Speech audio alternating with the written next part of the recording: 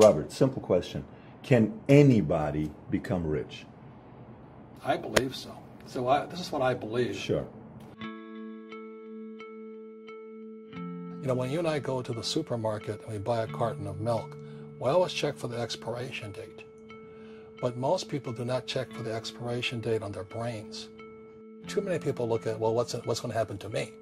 When you look at the big picture, you're also going to know that when something bad happens, something good's going to happen. But you got to prepare for whatever is coming.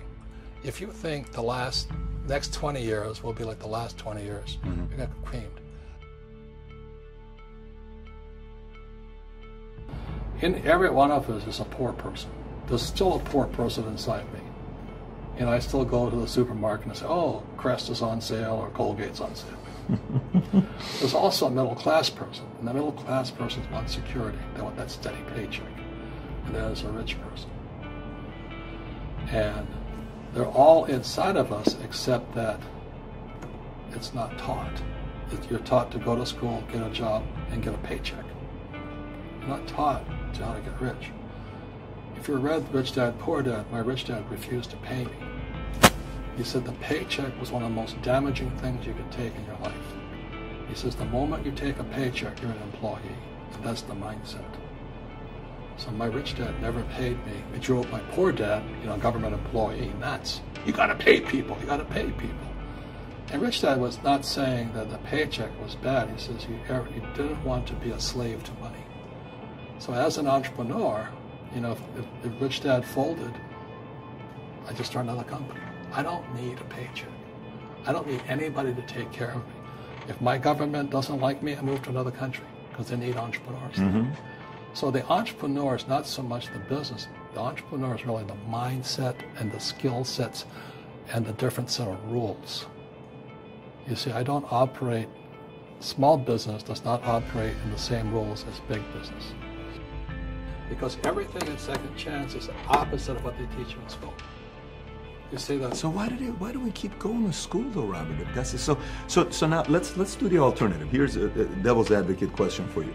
So let's say if everything they teach you in school doesn't work, what if we get rid of school? Then what would happen? Would it be better if we had no educational system at all? No, I'm saying education is more important than before. It's just obsolete. There's Moore's Law which states information doubles every 18 months. In other words, everything's obsolete 18 months. So, and this is just a recent phenomenon. So when you come out of school, you're already obsolete. And that's why I'm the old guy, I meet my friends who went to Harvard. I went to Harvard. I said, yeah, that was how long, 50 years ago? We talked about earlier, when you go to the supermarket, you buy a carton of milk, the first thing you check for is the expiration date. If the expiration date, let's say it's March 1st and, and it's already July, you better not drink that milk. Sure. The same thing happens inside our brains, is when we have obsolete ideas, we get obsolete results. So what's happening for most people, the idea of going to school, getting a job, working hard, saving money, getting out of debt, buying your house because it's an asset, investing for the long term, is obsolete.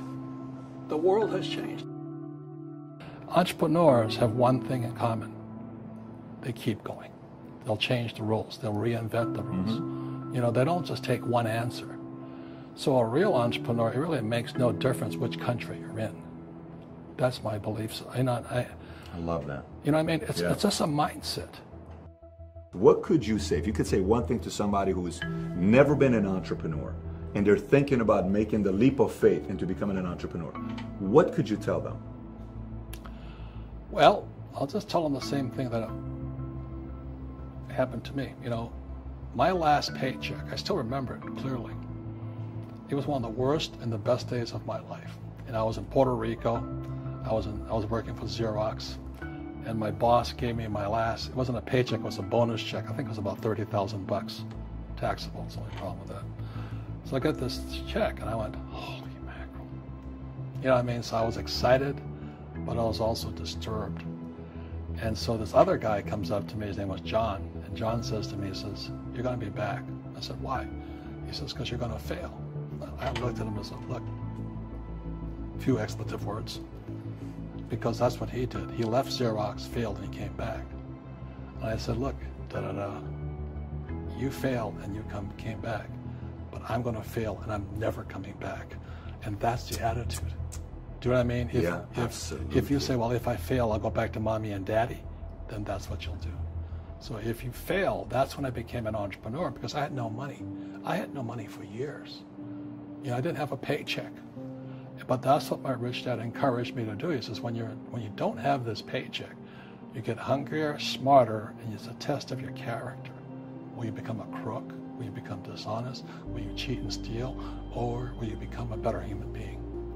So really, that's the benefit of becoming an entrepreneur, is you really find out who you are when you don't have anything. If you're an entrepreneur and you're going to be a big entrepreneur, leadership skills and communication skills are more important than a law degree.